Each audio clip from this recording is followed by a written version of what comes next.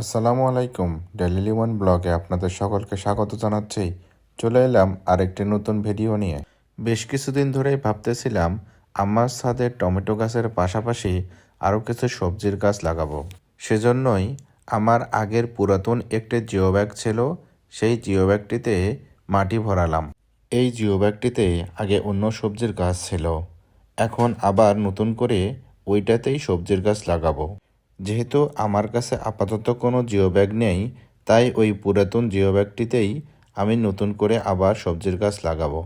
যে কোনো গাছ লাগানোর আগে টব বা জিও ব্যাগের নিচে খোয়া জাতীয় কিছু দিতে হয়, যেন পরবর্তীতে পানি নিষ্কাশন হইতে সুবিধা হয়। যেহেতু আমার ছাদের উপর তেমন কোনো খোয়া ছিল না, তাই ভাঙা টাইলসগুলো নিয়ে এসে জিও ব্যাগের নিচে ভেঙে দিয়ে দিলাম, তাতেও কাজ হবে। আগে থেকেই আমার ছাদে কিছু মাটি তোলা ছিল, সেই মাটিগুলোই জিও ব্যাগে ভরালাম। আমাকে মাটি ভরাট করতে আমাদের টাইলস মিস্ত্রি মাসুদ ভাই সাহায্য করলেন। আর মাটি এমনিতেও অনেক ভারী, একাই তুলতে অনেক কষ্ট হচ্ছিল। এই মাটিগুলোর সঙ্গে আমি কোনো জৈব সার অ্যাড করিনি, কারণ বাড়িতে জৈব সার নিয়ে আসা ছিল না। পরবর্তীতে আমি জৈব সার কিনে নিয়ে এসে এই গাছগুলোতে দিয়ে দেব। মাটিগুলো জিও ব্যাগে ঢেলে মাটির মধ্যে যে ময়লা টয়লাগুলো ছিল সেই ময়লাগুলো বেছে ফেলে দিলাম, কারণ বস্তা করা ছিল মাটিগুলা, এই মাটির ভিতরে ময়লাগুলো ফেলে দেওয়া হয়নি। সেজন্যই মাটিগুলো নতুন করে আবার বাছতে হলো।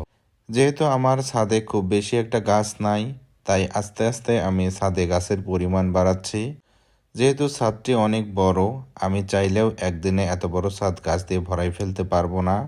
দেখতে পাচ্ছেন আমার মেয়ে আমার কোলে উঠে আসে। কাক তার খুব প্রিয় বন্ধু। কাক আসলেই সে কাকের মতো কা কা ডাকতে পারে এবং কাককে সে ডাকে। এই দৃশ্যটা আমার খুবই ভালো লাগে। এই তো দেখতে পাচ্ছেন বীজগুলো, এগুলো আমাদের বাড়িতে এক আপা কাজ করে, সে দিয়েছেন। তার বাড়িতে এই বীজগুলো অনেকগুলো ছিল। এখানে প্রায় সব ধরনের সবজির বীজই আছে। আমরা এখানে কয়েক প্রকার শাকের বীজ লাগাবো: কলমি শাক, লাল শাক এবং পালং শাক। যদিও বা একটি জিও ব্যাগে খুবই অল্প জায়গা হচ্ছে, তাই আমি জিও ব্যাগের মুখটা 3টা ভাগে ভাগ করলাম।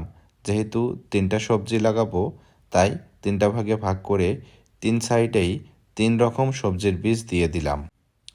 আজ এই ছোট্ট জায়গাতেই সবজির বীজ লাগাচ্ছি।